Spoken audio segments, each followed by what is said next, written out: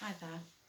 I'm doing this video because I've just been asked if I could maybe capture for a book my words of wisdom um, of being a parent. And I suppose it's quite apt because with my two boys, they're obviously very different ages, going through different stages in their life. But my eldest Brady is currently going through those really awkward, difficult teenage years. Whereas parents, we don't do right from wrong. There are lots of arguments, lots of tears, lots of tantrums, and that's just me before we even start talking about them. And it is complex, isn't it? It's very, very tiring. It wears everybody down, I guess, in the house. But it's remembering it's not just about parents, but it's also about children too. And those times when there is so much going on around them and in the world. So, thinking about this request, I chose to write this letter that I'm about to read to Brady, um, with him being the eldest, my firstborn, and probably no more of a reason than that, really, other than I'm choosing him. And in the same vein, the words would apply equally to my little one, Hayden, too.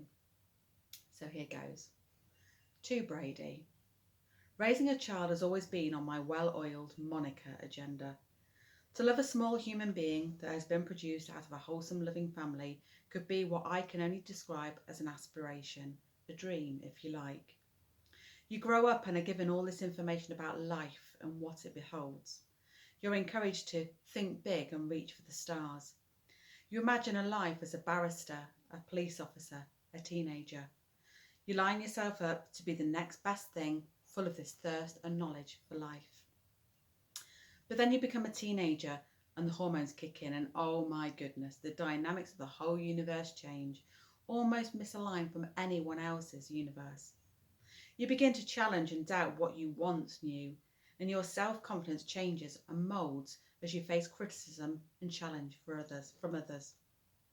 You work through these complex years, making new friendships and moving on to college, even university, all in earnest of the next big thing. But then you'll be challenged again when you begin making real world choices about careers alongside getting out and meeting people, maybe even your long life partner. It took many years to find your dad, but they were definitely years worth waiting for. He was everything I wanted from a husband and everything I expected a father to be. To carrying his children gave me such privilege, even if the process of being an expectant mum was physically tiring. He was there for you for he was there for your birth, holding my hand, encouraging me with every push I took. You were born into this world in February and you were perfect. You was everything that I expected from a child and I wanted to be your mum. I was very protective of you from the start, and this protective layer of love has grown and thickened over the 14 years I have had you. The protection I feel for both of you boys is fierce. Everything I do, every decision I make, all comes back to the sole need to be the best parent that I could be for you. Sometimes I mess it up. I pull a Lucy move, where everyone sees the move I'm about to pull, and I feel stupid and clumsy when I see the mistake I just made. The problem is that there just is no book that tells me how to raise my boy.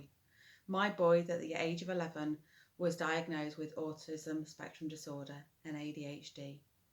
My boy that has struggled with anxiety for more years than we even ever realised. At the age of 11, my aspirations for the big career all changed. Not because anyone told me, and certainly not because you told me that I had to. It's because the natural journey I was on came to a crossroads, and I chose to be the mum I'd always set out to be for you. To be the mum who listened without judgment. The mum who allows you to shout and swear at her, knowing that an apology will come.